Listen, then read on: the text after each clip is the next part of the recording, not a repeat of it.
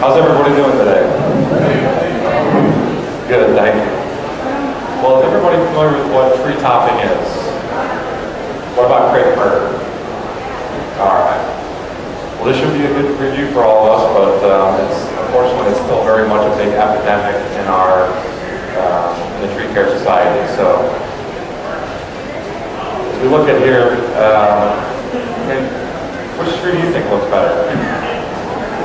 Pretty much a no-brainer. And we have a tree up to our right here that is its natural form, and what we have to the left is something that is the complete opposite of that.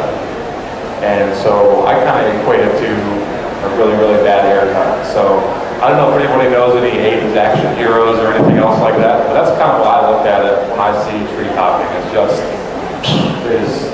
blows the top of the tree off without any worry or care whatsoever. And the question is why? Why do we top trees? Or why have you seen people top trees before in the past? There's a lot of common reasons that I do here. I'm actually, if you haven't tell by now, I'm a northerner. I'm from Chicago. So you don't usually have a great topping problem up there, but since I've migrated down here, we continue to see this issue going on. Some of the most common reasons I heard is scared it might fall over. Tree's gotten too tall, we're worried about the safety of our house or our kids or anything else like that. What's the easiest we could do? We'll just take the top off the tree. Seems simple enough. The tree's too big for the area, encroaching the house or covering things up, can't get enough sunlight to the grass or things of that nature. Your neighbor did it. That's the one I hear all the time, especially as we kind of dive into crepe myrtle and things like that, is that we continue to see what we would consider to be bad tree care practice next door, and because my neighbor did it, well, that must be the right way to trim trees. Let's go ahead and just take the top off it and move on from there. They're really, at the end of the day, trying to eliminate a hazard. That's when I talk to homeowners and get phone calls that come into my office and say, I want to top a tree. Generally speaking, they're scared of that tree for some reason. But none of those are really the root cause of the issue, and we don't have to be scared of really any of those things if we're properly taking care of our trees. So why shouldn't we top? I've actually brought a piece up here that I can't really pass around because it's a little big. But this is kind of a classic example. This is actually a crepe myrtle. You can tell at one point in time it's been topped. And you can see kind of right in the center of it right there is not good wood anymore. It's starting to decay right through the middle of the tree. Now on a crepe myrtle, it's not, I think it's a big deal because the trees don't get that big. But a piece like this is actually from a large maple tree that was at one point in time. I don't know if everybody can see it, but this is where they had made their flat cut before. And so what happens is that the tree's natural reaction is that we've just taken away all its food source. These used to be great limbs, and so by cutting all of them off, the tree freaks out basically. And it needs to produce leaves to produce food for itself. And so it puts out all these sprouts. It's a knee-jerk reaction. The tree's looking to get healthy again. But what happens when we make that type of a cut on a tree is that it prevents the tree's natural ability to heal itself. So you can see this is a cut that was probably made 20 or 30 years ago, and now it has a big gaping hole in it. And so what happens is, especially on our larger trees, is we're scared that the tree was too tall or too big for the area. We'll go ahead and top it. We make that topping cut, all these sprouts come off. Now we have decay setting right in the middle of it. And instead of having a nice solid tree, we have sprouts that come off. Huge sprouts that end up putting weight in it or end up being attached to just a very thin piece of holding wood. Now to me, a big tree doesn't scare me so much, but a lot of heavy branches on basically a leaf that has been completely decayed, that scares me more than a large tree that was pruned properly. So it really does. It promotes decay and we taken what was probably a healthy tree or a tree capable of living many years and adding thousands of dollars worth of value to your own property and essentially destroyed it. Once again, we're not addressing the root issue, with that tree.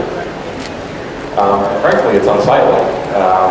As we go back to that first slide that we saw there, a big, gorgeous oak tree with a great canopy on there is a much prettier tree than that, to be quite honest with you. In my opinion, I don't know what everybody else thinks, but really, it's expensive.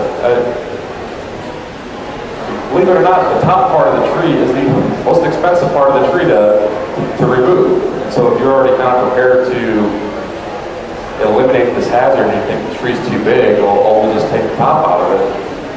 That's the most expensive part. That's where all the limbs are, that's where all the roping and rigging and time takes place. And so we really didn't do anything to save money. We didn't do anything to help that tree's cause out. We didn't do anything effective in the process to handle what really was the root issue. And so this is a picture. Unfortunately, there are trees that I go past every day in Harrisburg at a restaurant. I wish I would have gotten a before picture. These were two gorgeous oak trees, and about late spring, early summer, they decided to top these trees. They built a brand new restaurant or redid it. They were kind of close to the parking lot. Something with them scared them, and so they topped them. And so what you can see up to the tree on your far left, that's all that sucker growth. That's that tree's natural response to, hey, you cut all of our leaves off, I need to start producing food. And so what we're seeing is those limbs coming off those sprouts right there. You see the tree to the right, which was trimmed at the exact same time as the other one. And got through that summer heat, it did not respond so well. And then so, picture to the right, taken almost from the exact same angle, a year and a half later, those trees were no more. Those trees, they died. They could no longer produce anything. And so instead of having two trees that would probably be maintained, they paid for tree work twice. They lost, those are the only trees that were on their property, and they were really not anything to gain for at this point.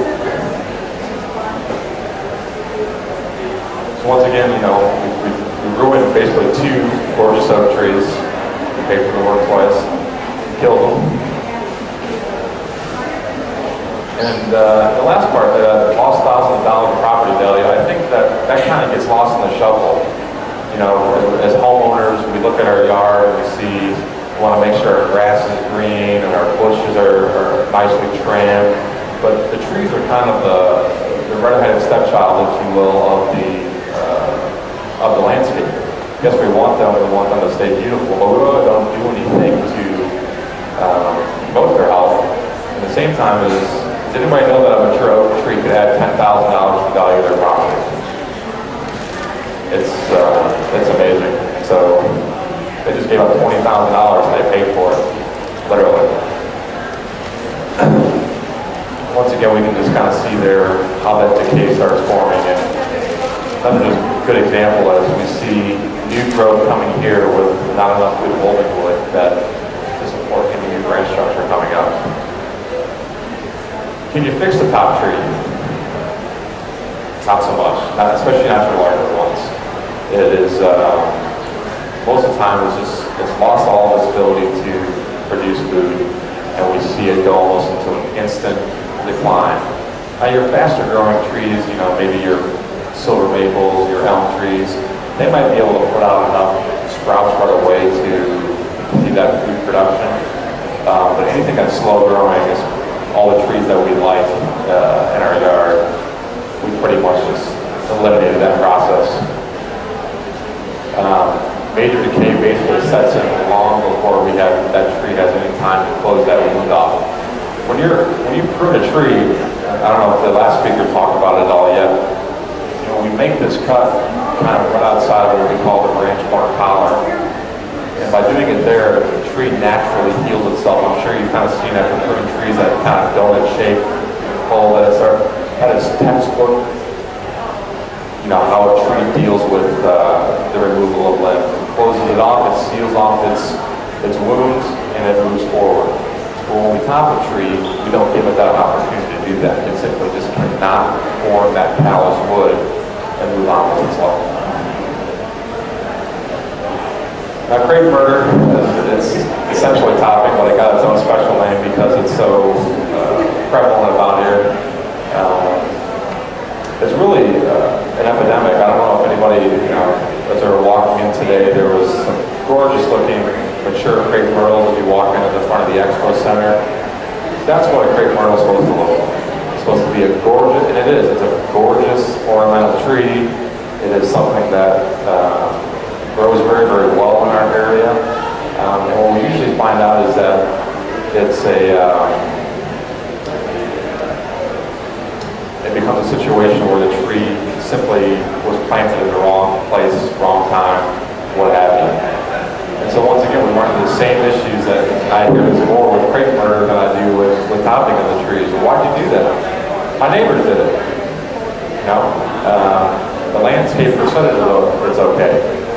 I'll excuse all the other landscapers in this room because there's actually phenomenal landscapers in here, but I'm talking about your truck in a truck, your guys who are just rolling down the street looking to make a few extra bucks. Oh, hey, yeah, we can take care of your crepe, your crepes for you.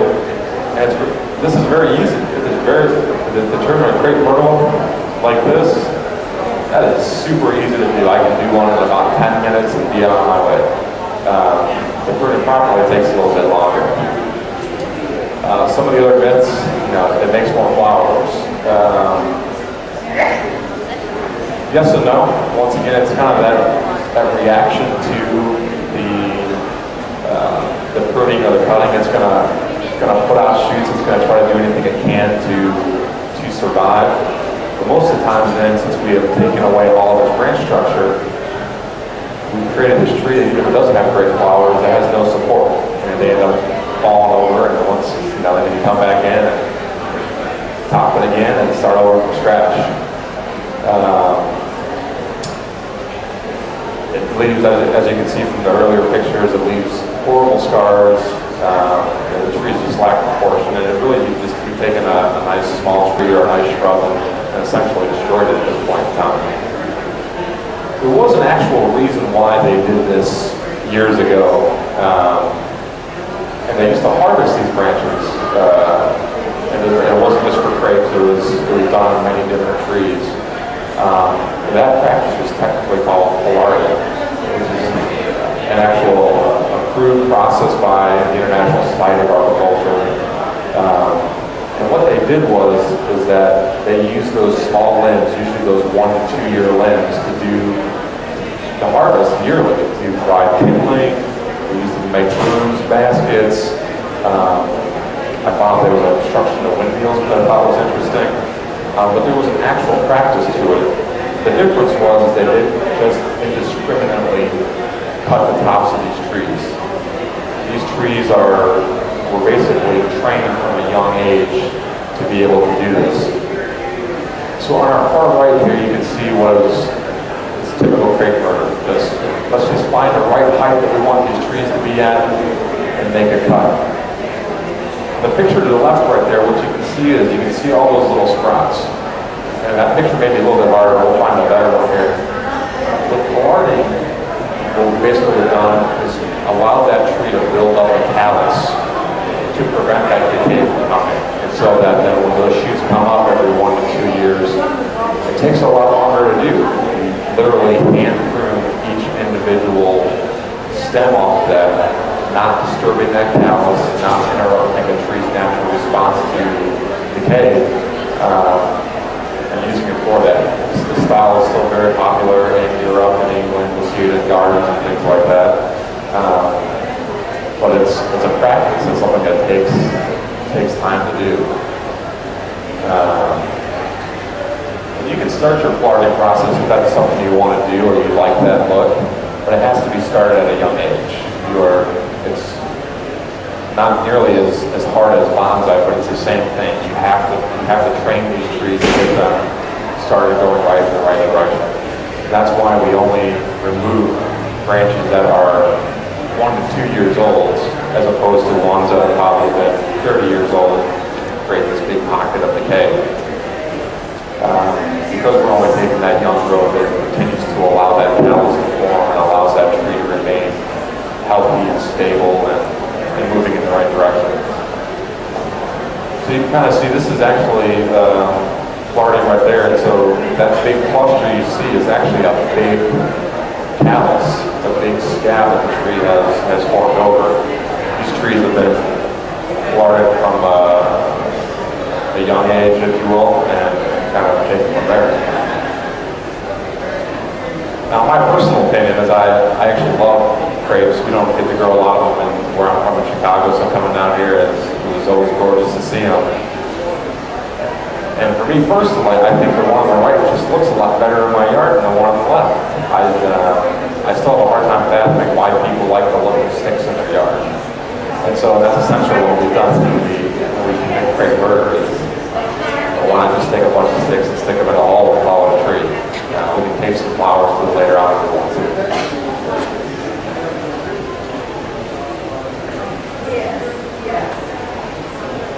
Who are guilty parties in it? Well, there's plenty of people. I mentioned before, landscapers, and I kind of include landscape designers in that sometimes, although they have gotten way better over the years. Whether it's topping, whether it's crepe myrtle, what usually ends up happening is that we've simply planted the wrong tree in the wrong spot. We didn't expect that tree to get that big 15, 20 years ago. It looked cute when we bought it from the nursery. We'll just put it there, and we forget that these things grow over time. So a very simple solution for us seems to be, let's just whack it off and start from scratch. Unfortunately, there are still a lot of uninformed arborists out there who can't say no. If any one of you were to call me up and ask me to look at your trees and say, hey, this is what I want to do, I'm going to tell you no and give you an alternative of how I think the tree should be groomed. But at the end of the day, if that's the look that you're going for, it's something that I'm going to walk away from. It goes against my code of ethics as an arborist. It's not good tree care. But once again, as we call them our chucks in a truck, it's very easy to be a landscaper or a tree care guy. One trip to Home Depot in a trailer can become one of them pretty quickly. And they're going to look for the quick buck. And they're going to charge far less to trim a tree. It's easy to do it. And that's how this epidemic keeps going on. They just keep circling the blocks, knocking on doors. Hey, I see you have a crepe myrtle. Let me cut that for you. Let me prune that for you, is what they'll probably say. Unfortunately, I'm going to blame some homeowners and some homeowners associations once again, just because they've seen it, they're used to that look, and don't know any better. And same with apartment complexes. That's an easy way to maintain them. The landscapers that have been there for years will just keep coming through there and just chop them up. The only pruning that crepe myrtles need, as well as most trees in general, is a general thinning out of the crown. Now, a lot of times we'll see our crepes have 5, 7, maybe even more trunks coming out of the ground. And it's real important that hopefully we find the right spot for that tree to begin with, that we take the time to prune that tree from its start. If you like the look, if it's got maybe 5 trunks out of there, maybe we select 3 of them that we're going to keep and let them develop and grow into a good, healthy looking tree. That's something that's easy as done as soon as that tree gets into the ground. Depending on the look you're going for, about 3 to 7 trunks can be appropriate, depending on what the tree looks like when you get it and how it moves forward. And really, the fewer the trunks you have, the more you can appreciate what that crepe looks like. As that gets older, it's got that beautiful exfoliated bark that's natural to it. The color changes. So by having less trunks in there, you can actually get a real appreciation of how pretty that tree is. Really, and every year, you just go inside. They'll put out some small sucker growths, little twigs that you can use hand trimmers to. You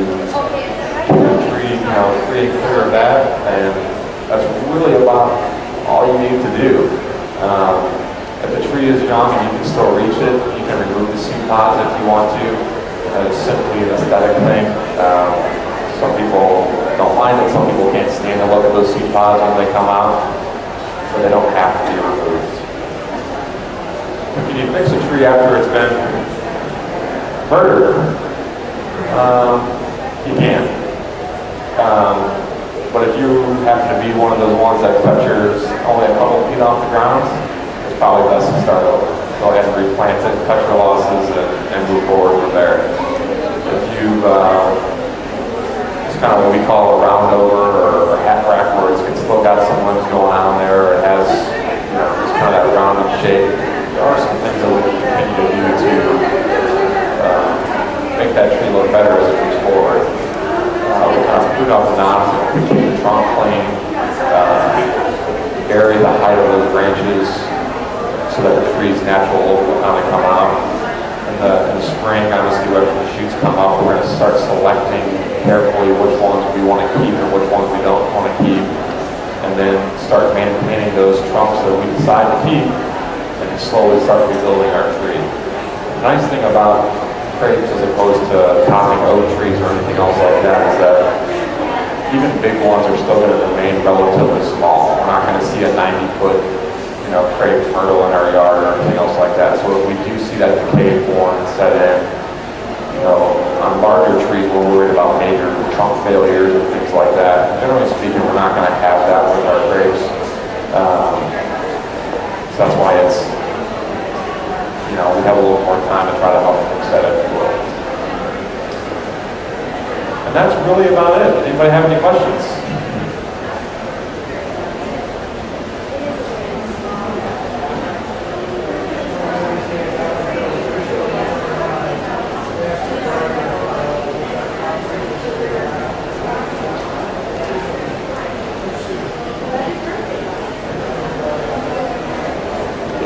That's a great question. The question was that she's got a semi-mature crepe myrtle that's got crossing branches and things of that nature. The best way to do that is just how we attack any type of maintenance pruning of any trees. And that's we're looking for always to prune out dead diseased limbs, any limbs that are crossing, rubbing, touching, because we also know it's going to end up causing a point of decay because of that rub. So it is no problem whatsoever to go ahead and remove that section of the tree and move forward from there. Yes, ma'am. Sure.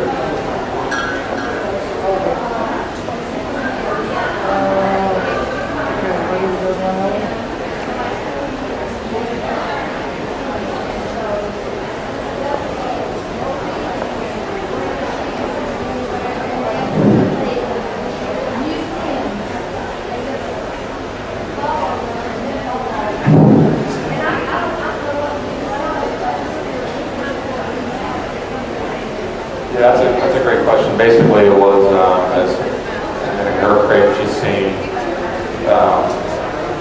You've actually almost identified the issue. It's called sooty mold. There's a blackness that will stain the trunk, stain the leaves, and it's actually sooty mold is actually a fungus, but it's created by insects. And so, by spraying the trees to control the insects, you will essentially stop the production of that mold growing on the tree. It's very, very sticky, I'm assuming it usually. Powdery mildew. Yeah, and that could be kind of powdery mildew, which is kind of falling into the same category as that as well. So if it's powdery mildew, you want to spray a preventative on it, so as the bugs are coming out this spring, we want to spray a fungicide to protect the new growth.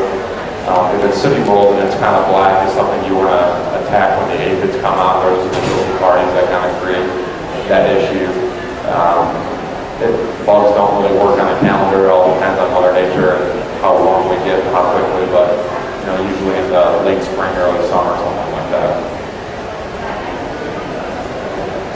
Yeah, there's a lot of different, for aphids, there's a lot of different over-the-counter products you can get.